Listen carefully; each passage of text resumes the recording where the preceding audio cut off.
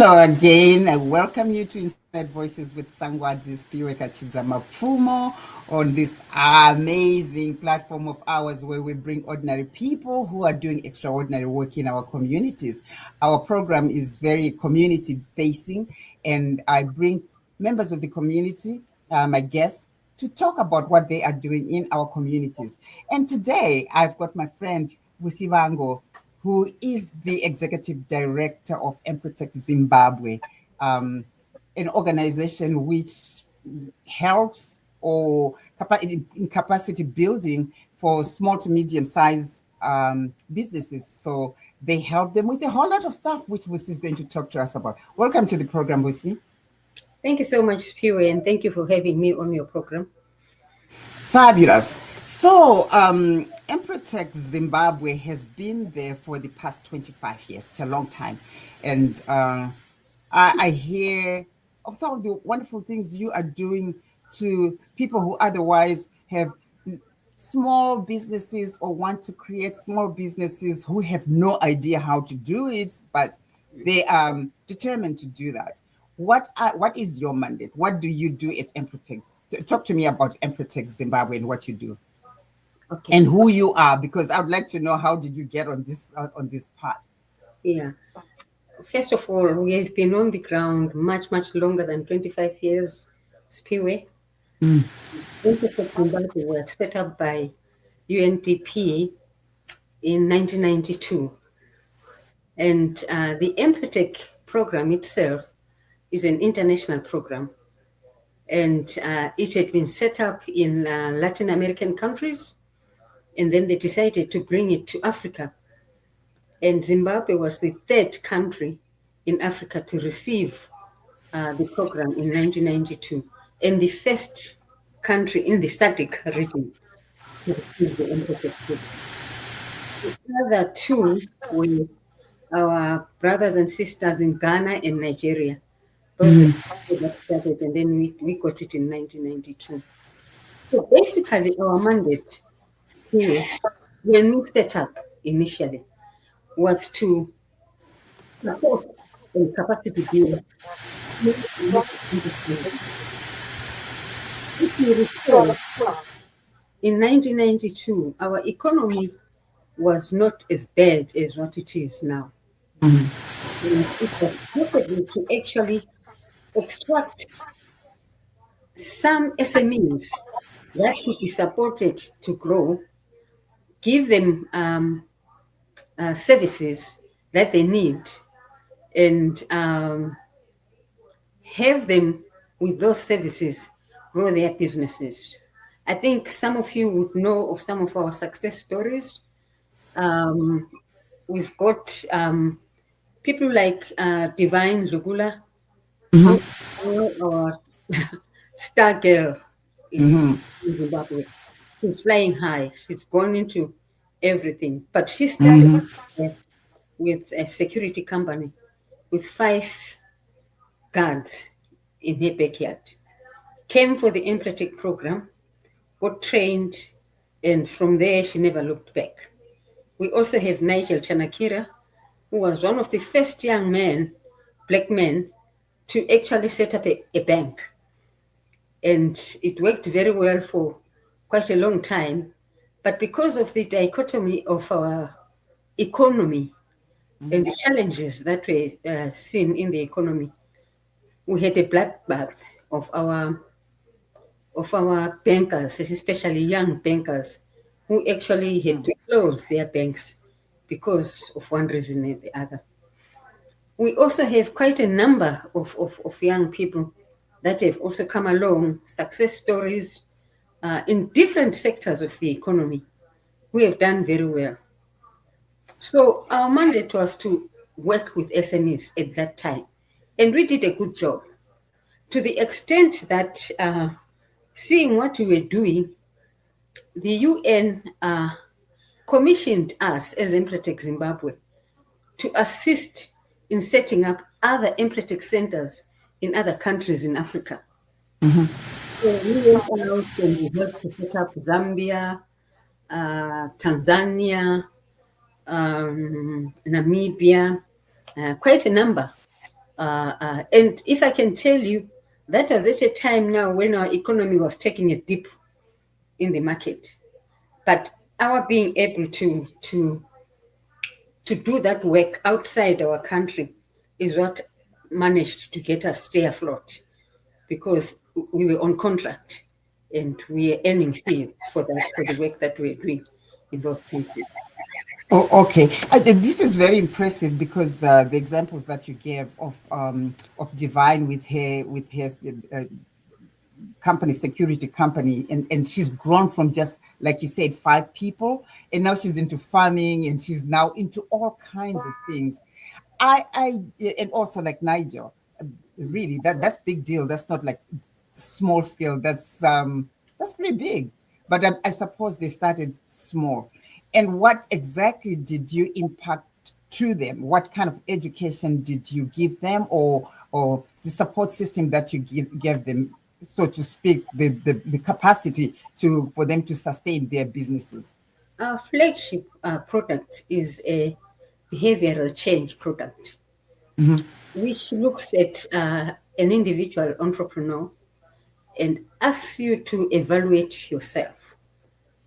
Say, what are my weaknesses? What are my strengths? And what am I going to do about these weaknesses? What am I going to do about these strengths? So the people come out of there, it's a mindset change, which is very, very important, because a lot of people find it difficult to change their mindset. Some people, once they hold on to something, they hold on to it as if it's the once and be it all, you know.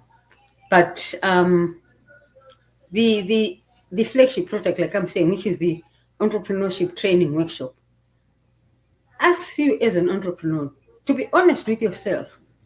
If you really are serious about your business, to be honest with yourself and say what are your strengths, what are your weaknesses, and what are you going to do.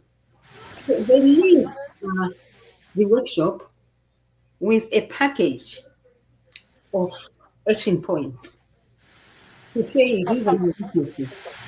I'm going to start working on them. And after 21 days, they congregate and they check on how far have you gone? Which did you work on? Which strength did you work on? So that's the first product that we offer. And then over the years, we have developed what we call business advisory services. We offer business support services, things like financial literacy, how to keep your books of accounts. You'll be amazed to know that a lot of entrepreneurs do not keep records of their businesses. They don't. So financial literacy would cover that. It looks at marketing. How can we support you to get into the market that you want to get into, or to develop a new market that you've identified? So basically, it's those two, if I can just really take that. I suppose it must be very difficult for people to self-assess. They know, everybody knows their strengths, everybody knows their weaknesses, and sometimes you don't know your weaknesses. When you don't know, you don't know, right? Mm. So I'm assuming that when you sit down and these people give you what they look at as their strengths, and then you can then ask them, what is your skill in such and such a thing, some of the things that they might have left out, maybe deliberately, or definitely not knowing that this is very important when you're setting up a business. Mhm. How is that part of the work that you'll be doing? Sorry, I didn't get you. I said, would that be the part of what in your assessment of these people when they do, they self-reflect, or they give you their strengths and their weaknesses? Yeah. Do you then look at that and maybe point out some things that they might not have addressed, and you feel that's very important, and you ask them, how are you along those lines? Is that part of the assessment? Yes, yes. Because we've got to monitor them. We can't just let people go out there. the ones that are keen always come back to Empretec and say, this is what I've done so far, and I would like to have support in this area. Ah, you know what? The examples that you've given me, I can see that. I can even see myself sitting in front of you and telling you this is what I want to do, and then you asking me, how are you going to get there? And then I say, well, I don't know. I just think I've got a passion for this, because having a passion for something, that's not enough. You need a certain skill set to make it move gradually towards what you really want to achieve. So the examples that we talked about here are fairly big, like banking and security and all that stuff. But what about the small, really small scale? My auntie who is in Mutoko or in Murewa, who is selling vegetables, or who thinks she can do this and that. Are you working with those as well? I think, and I'm glad you've asked this question, because over the years, as our economy took a dip, the small and medium enterprises slowly disappeared. We ended up with our aunties in Kezi, aunties in Togo, aunties in wherever. And those were the people that we had to, as Empretec, we had to also change our tune. We could not keep what we want to say, oh, we want SMEs, because the SMEs were no longer available. So we had to climb down, and start working with donors, because those type of entrepreneurs, what we call micro entrepreneurs, are normally supported by donors. So we had to develop relationships with quite a number of donors who were supporting those kind of people. Over the years, I think for the longest time, up to now, it's only last year that we decided that maybe let's go back to our SMEs, because we think that there could be some few SMEs that are coming up that could benefit from our entrepreneurship training workshop. So we are now providing services to the micro entrepreneurs with support from donors, because they can't afford to pay the training fees and all the support services. Also supporting, working with SMEs that are able to afford the fees that we charge. Um, do you also work with government? Do they have any participation in the work that you're doing? Because this is, this is what we need. But again, as you pointed out, the economy has kind of nosedived, and I don't know if they any a certain ministry which is inclined towards supporting this kind of small scale businesses. Are you working with government in any way? Yes, we do work with the government. We work with the government, especially the Minister of Women Affairs, especially the Minister of Women Affairs, small and medium enterprises. We really work with them very closely. We also work with the Minister of Youth, because one of the target groups is the youth that we try to offer services to. Uh, do they contribute financially? Because this is more than just giving the skill set to these youths or the women who are starting small businesses. It requires some level of financial input, right? So I'm just wondering if also the government is, yes, we're supporting what Empretec is doing, but would that also like to give you so much in terms of money to sustain the work, the operations that you're doing? Are you, or any other, any other government, for instance, any other outside non-profit organizations? No, we've never No. received money from government. Okay. If anything, if anything, government thinks Empretec has got money. So their support is really just like, we approve what you're doing, and we would like to give you support in that sense, but really not financial. Yeah, no financial Okay. support at all. So where do you get money to get these kind of things through? When we call our minister, she's always there. Okay. She's always there to support. When we have initiatives where needed to be present, she will say, "My sister, I'll come. If you're not around, you tell me I'm not around, we'll see, you know." So in It's a that kind of support. And okay. when you've got a whole minister come to your event, it makes a whole difference the way your event is perceived. True. Yeah. And it's good if you're working with government because you don't want to go on your way. I mean, with everything doing its own thing without the support of government. That it's a good thing that you're working with the government and they're also supportive of what you're doing. I think that piece I can give them credit really. For the longest time, the government has always been supportive of the idea of anyone helping to build small scale because our economy is that way Mm, anyway. So it's important that these people get the support that they get, and for them to be seen to be supporting that. mhm, mhm. Anyway, so where do you get your money then to keep this thing up afloat? We write proposals. There are calls that get flighted in different kind of media. So we're always on the lookout. We write For proposals. funding? Yeah, we write proposals if we believe that this is a call that we can fulfill. We go ahead and write a proposal and submit it.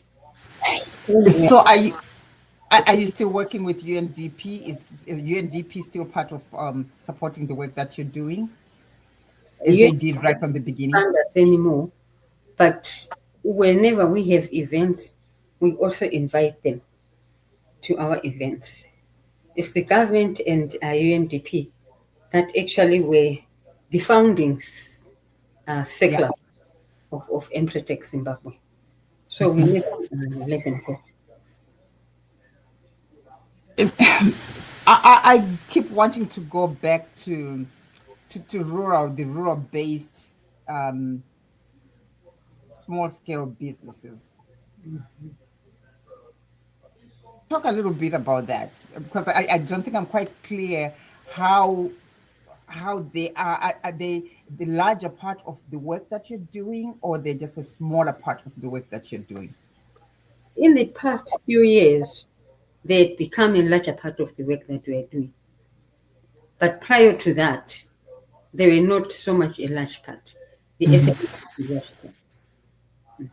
So we want to observe now is bringing the SMEs back in line to see which ones are going to be left with SMEs or rural entrepreneurs. But the rural But entrepreneurs need donors. There's no way that anybody can work with rural entrepreneurs without a donor. without John, Yeah, when we talk of donors, we are who are we referring to? Organizations such as such as UNDP, for example, such as the European Union, such as Swedish Development Agency, um, SIDA, those type of agencies. Mhm.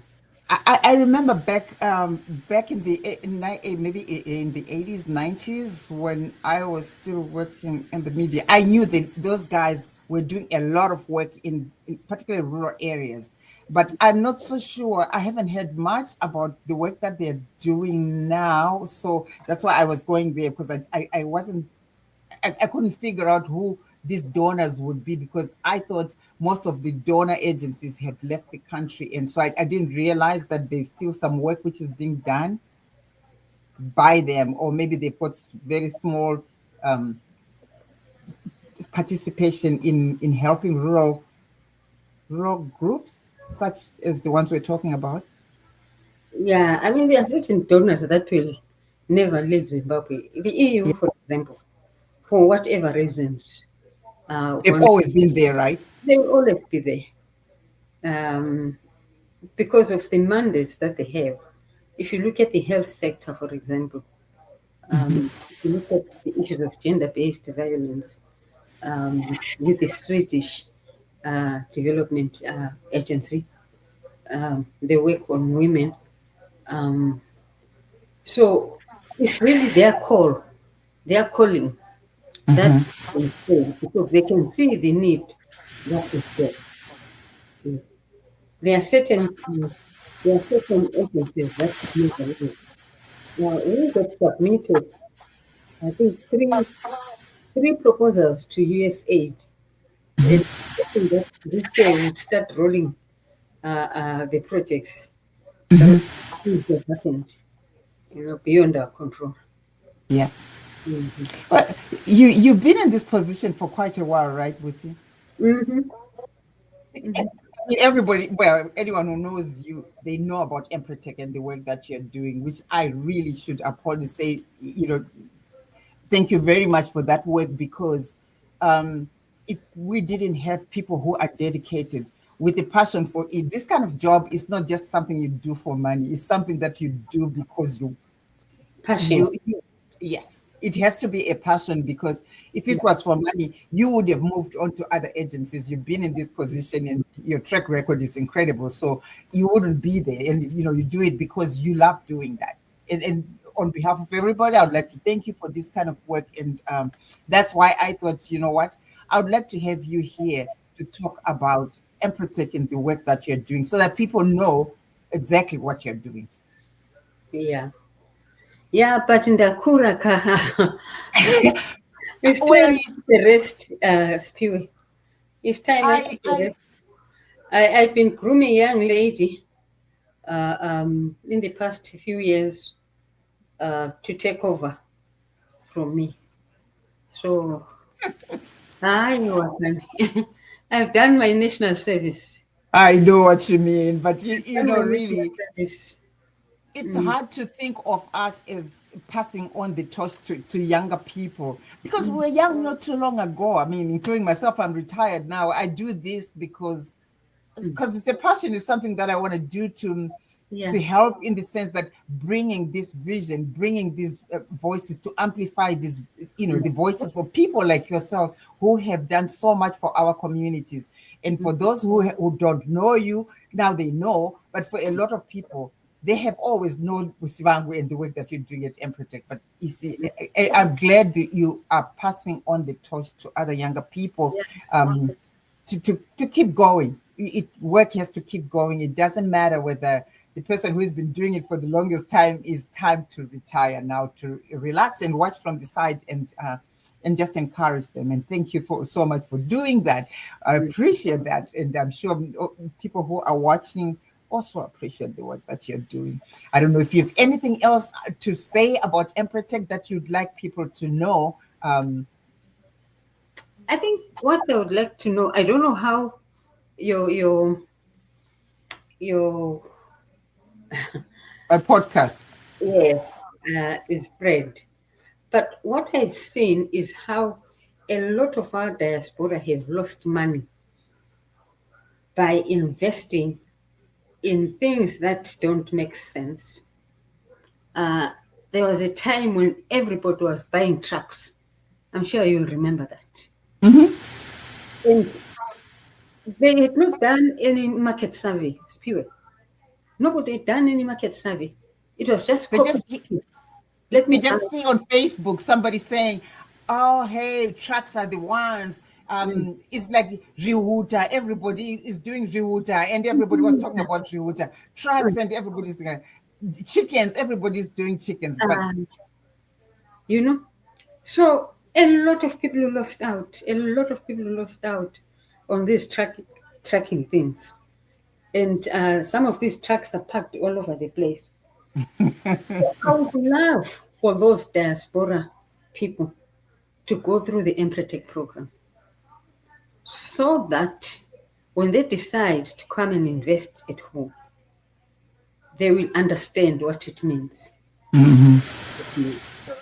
Being an entrepreneur does not mean that you've got the assets, you've got the money. No, it's beyond that.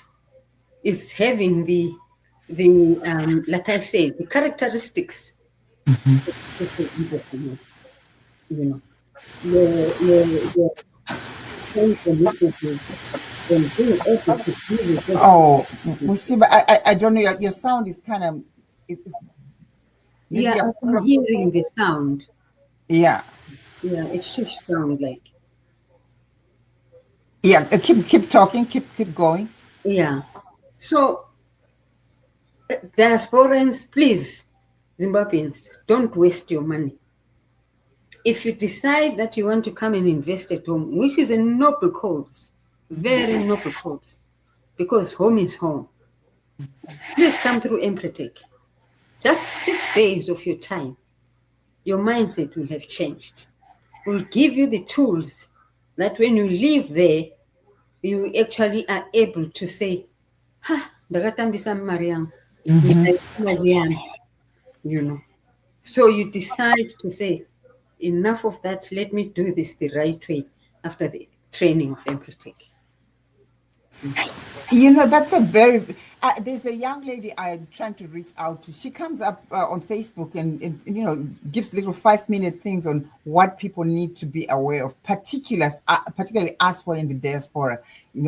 What you need to do and how to get into these side hustles, these little businesses.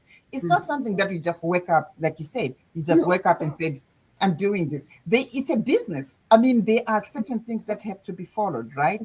And I'm glad that Empretec, they have those short courses, 6 days of your really getting real with how to start a business, whether you're selling muchairo or you're selling, you want to bring my trucks or you want to run B&B or you want whatever. But those are the basis of any businesses, and that you provide this to anyone who is interested. It's important.